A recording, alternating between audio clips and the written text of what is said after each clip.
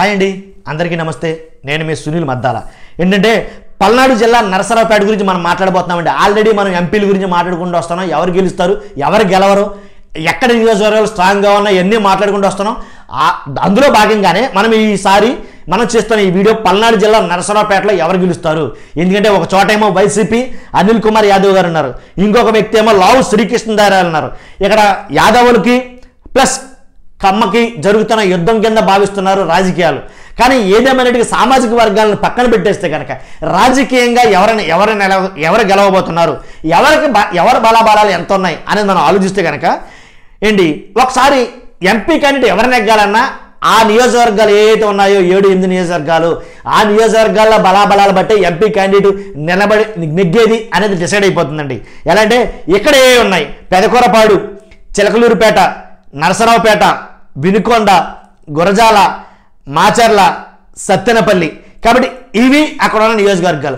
So ఈ నియోజకవర్గాలు ఏ పార్టీకి ఎక్కువ మగ్గుందో చూస్తే కనుక పెదకూరపాడు చూస్తే 50-50 ఉంది, అటు వైసీపీకి, జనసేన అలయన్స్ టీడీపీకి. అలాగే చిలకలూరుపేట టీడీపీకే ఎడ్జ్ ఉందండి. నరసరావుపేట చూస్తే కనుక నరసరావుపేట వైసీపీ ఉంది, తర్వాత వినుకొండ టీడీపీ వైపు ఉంది, అలాగే గురజాల 50-50 ఛాన్సెస్ ఉన్నాయి. మాచర్లు కూడా సేమ్ అంతే, 50-50 ఛాన్సెస్ ఉన్నాయి. సత్తెనపల్లి నాకు తెలిసి టీడీపీ జనసేన అభ్యర్థి సత్తెనపల్లి ఎక్కువగా ఉంది అటు సైడ్ అని నాకు అయితే అనిపిస్తుంది. తర్వాత ఇవన్నీ చూసారు కదా మీరు, ఈ నియోజకవర్గాల్లో ఎక్కువగా ఉన్నది మాత్రం మనకు అర్థమైపోతుంది ఇక్కడ. కాబట్టి ఎలా అంటే వైసీపీ అనిల్ కుమార్ యాదవ్ గారు ఈ ఏరియాకి కొత్త వ్యక్తి, కొత్త ప్రాంతం. నేను అడిగాను అసలు యాక్చువల్గా ఏంటి 2 సార్లు గెలిచాడు అంటే ఎమ్మెల్యే గెలిచాడు, అది కూడా నెల్లూరు నుంచి. అక్కడి నుంచి తీసుకొచ్చి అనిల్ కుమార్ యాదవ్ గారిని నరసరావుపేటలో వేశారు. ఆయన ఇష్టపడ్డా లేదనేది మనకు తెలియదు, కానీ ఈ నరసరావుపేట ప్రాంతానికి కొత్త వ్యక్తి అని నేను అయితే అంటాను. తర్వాత ఎందుకంటే ఇంకోటి ఏంటంటే ఇక్కడ ఉండడం వల్ల, కాకపోతే వీళ్ళు అంటే వైసీపీ వాడిన స్ట్రాటజీ ఏంటని నన్ను అడిగితే కనుక యాదవులు ఇంచుమించుగా 40,000 ఓట్లు ఉన్నాయండి. ఈ నరసరావుపేట మొత్తం అంతా లెక్కేసుకుంటే యాదవుల ఓట్లు 40,000 వరకు ఉన్నాయి. ఈ 40,000 ఓట్లు గంట కొత్తగా అనిల్ కుమార్ యాదవ్ గారికి పడిపోతాయి. ఎందుకంటే ఆయన బీసీ యాదవుల సామాజిక వర్గానికి చెందిన ఆయన వ్యక్తి కాబట్టి ఈ 40,000 ఓట్లు ఈయనకు ప్లస్ అవుతాయి అని అయితే ఆ స్ట్రాటజీ వాడారేమో నాకు అనిపిస్తుంది అనమాట. కాబట్టి కొత్త ప్రాంతమైనా కానీ ఎలా అంటే వాళ్ళ వ్యక్తిని వదులుకోరు కాబట్టి, మేము యాదవులను వదులుకోం కాబట్టి, మేము కాపులను వదులుకోం, మేము కమ్మలను వదులుకోం, ఈ రకంగా ఉంటుంది కాబట్టి జనాల స్ట్రాటజీ. ఆ స్ట్రాటజీ ఏమైనా వర్కౌట్ అవుతుందేమో అని అనిల్ కుమార్ యాదవ్ గారిని తీసుకొచ్చి నరసరావుపేటలో వేసుంటారు అన్న అభిప్రాయం. వాస్తవం కూడా అదే, ఎందుకంటే 40,000 ఓట్లు ఉన్నాయి ఇంచుమించుగా. తర్వాత టీడీపీ తరపున చూస్తే కనుక లావు శ్రీకృష్ణదేవరాయలు తెలుసు, ఈయన కూడా వైసీపీ రీసెంట్గా రిజైన్ చేశాడు.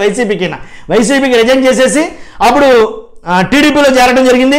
కాకపోతే వ్యక్తిత్వ పరంగా చూస్తే కనుక లావు శ్రీకృష్ణదేవరాయలు నెంబర్ 1. ఈ అనిల్ కుమార్ యాదవ్ గారు కూడా నెంబర్ 1 కాదని నేను అనగానే కొన్ని ఏదైతే మైనస్లు ఉన్నాయి అనిల్ కుమార్ యాదవ్ అంటే ఎవరైనా మాట్లాడితే నోరేసుకుని పడిపోతాడో లేదా రకరకాలుగా మాట్లాడతారో అని. లావు శ్రీకృష్ణదేవరాయలు చాలా మంచి వ్యక్తిత్వం కలిగిన వ్యక్తి. ఆయన ఆల్రెడీ చేశాడు కాబట్టి ఎక్కడ కూడా మైనస్ అనేది కనపడలేదు అని అయితే కానీ చాలామంది మాట్లాడుకుంటారు. నా అభిప్రాయం కూడా అదే. తర్వాత మంచి వ్యక్తి అయితే కమ్మాస అయినప్పటికీ ఇంకోటి ఆర్థిక బలం పుష్కలంగా ఉన్న వ్యక్తి లావు శ్రీకృష్ణదేవరాయలు. ఏంటంటే వైసీపీ ఇక్కడ అంటే నరసరావుపేటను చూసుకుంటే కనుక వైసీపీకి 150,000 మెజార్టీ వచ్చింది 2019లో 150,000 మెజార్టీ వచ్చింది. తర్వాత 2014లో టీడీపీకి 35,000 ఓట్ల మెజార్టీ వచ్చింది. 2009లో టీడీపీకి 1,600 మెజార్టీ వచ్చింది. రాజకీయంగా చూసుకున్నప్పటికీ టీడీపీ వైపు మొగ్గు ఎక్కువ కనబడుతుంది. అంటే గతంతో పోల్చుకుంటే అంటే 2009, 2014, 2019 ఏదైతే ఉందో వాటిల్లో చూసుకున్నప్పటికీ అప్పుడు గెలిచిన బలాబలాలు చూసినప్పటికీ కొంచెం అంటే ఏదైతే లావు శ్రీకృష్ణదేవరాయలు వైసీపీ నుంచి టీడీపీలోకి జంప్ అయినప్పటికీ, టీడీపీ తరపున పోటీ చేస్తున్నప్పటికీ ఇక్కడ రాజకీయంగా టీడీపీకి ఎంతో కొంత లబ్ధి చేకూరుతుంది ప్రతిసారి. ఈసారి కూడా అదే ఫ్యాక్టర్లో 100% లావు శ్రీకృష్ణదేవరాయలు విజయం సాధిస్తారు. ఒకటే పార్టీ ఏదైనప్పటికీ లావు శ్రీకృష్ణదేవరాయలు ఎవరైతే ఉన్నారో ఈయన్ని ప్రజలు రిసీవ్ చేసుకుంటారు అనే నమ్మకం అయితే కనుక టీడీపీకి బలంగా ఉందండి. అందుబట్టి ఈయన అక్కడ వేయటం జరిగింది అనేది మనం వాస్తవానికి ఈ నరసరావుపేటకు అసలు ఎవరు ఎంపీ అనేది అర్థం కాని పరిస్థితుల్లో అయోమయంలో చాలా కాలం వైసీపీ ఉండిపోయింది. ఏ క్యాండిడేట్ వేసినా సరే సెట్ అవ్వదు అక్కడని.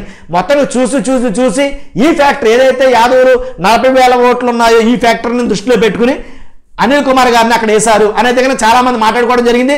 నా అంచనా కూడా అదే, వాస్తవం మాట్లాడండి. కాబట్టి నా అభిప్రాయం అనిల్ కుమార్ యాదవ లేకపోతే శ్రీకృష్ణదేవరాయలు అని చెప్పగలిగితే కనుక నాకు తెలిసి కొంచెం శ్రీకృష్ణదేవరాయలకి ఎడ్జ్ ఎక్కువ ఉంది అక్కడ అనేది నా అభిప్రాయం. ఓకే, నా అభిప్రాయం పక్కన పెట్టండి, మీ అభిప్రాయం ఏంటి అసలు? ఏంటి అక్కడ అనిల్ కుమార్ యాదవ్ గెలుస్తాడా లేకపోతే శ్రీకృష్ణదేవరాయలు గెలుస్తారా అనేది మీరు కామెంట్ రూపంలో తెలియజేయండి. లైక్ చేయండి, మర్చిపోతే సబ్స్క్రైబ్ చేయండి. Thank you very much.